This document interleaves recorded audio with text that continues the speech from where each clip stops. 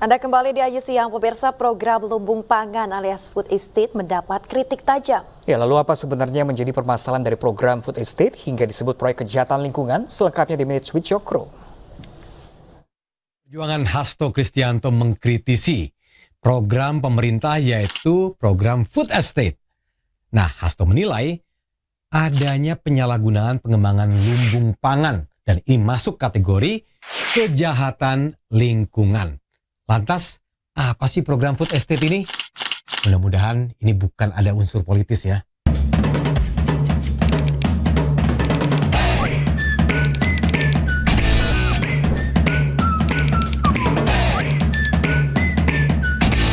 Program food estate atau lumbung pangan ini merupakan program pemerintah untuk pengembangan pangan secara terintegrasi.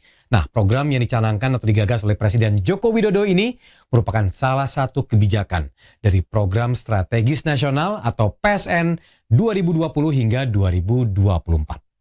Lumbung pangan tersebut mencakup sektor pertanian, perkebunan, dan peternakan di suatu kawasan. Terdapat sejumlah komoditas yang dikembangkan dari kebijakan ini. Pelaksanaan proyek lumbung pangan ini tersebar di sejumlah wilayah. Jokowi menegaskan bahwa program food estate ini sebagai antisipasi krisis pangan demi menjaga ketahanan pangan nasional.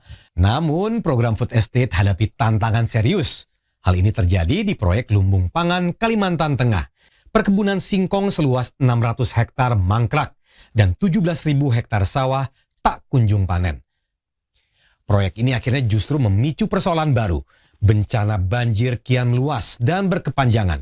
Di samping itu juga memaksa masyarakat Dayak mengubah kebiasaan menanam mereka.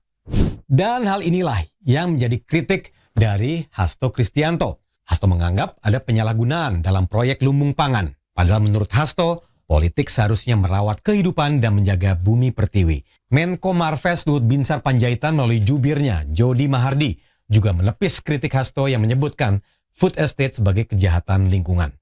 Ia memberi contoh pengembangan food estate di 4 kabupaten di Sumatera Utara yang dianggap berhasil. Luas keseluruhan food estate ini mencapai 11.759 hektar. Program food estate jelas memiliki tujuan yang positif. Tentu kita semua berharap agar program ini memiliki koridor yang jelas, berkelanjutan, dan berhasil mencapai tujuan.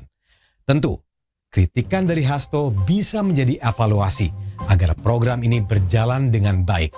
Namun jangan sampai program food estate dipolitisasi, apalagi di tahun politik ini. Pemirsa, jelang purna tugas Gubernur Jawa Barat Ridwan Kamil melakukan soft launching revitalisasi situ Bagendit di Kabupaten Garut. Ya, dalam momen ini Ridwan Kamil juga berpamitan kepada warga Garut karena sudah masuk masa akhir kepemimpinannya.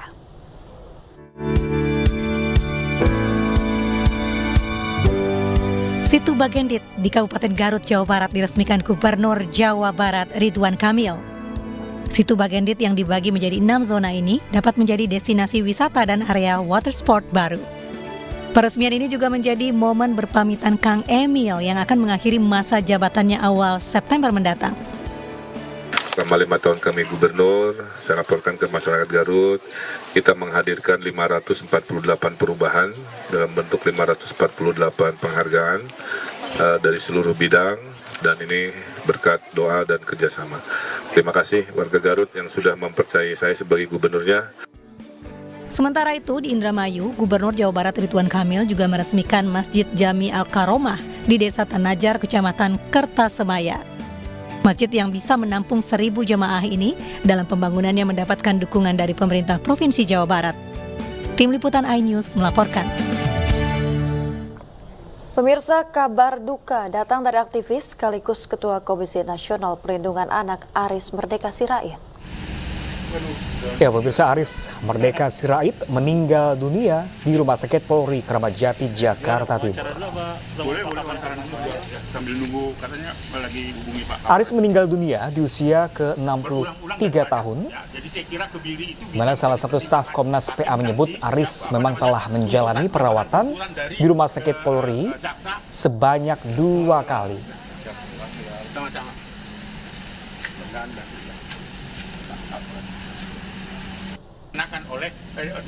Namun hingga saat ini pemirsa, tim dokter belum bisa mengidentifikasi penyakit yang menyebabkan aktivis anak tersebut meninggal dunia.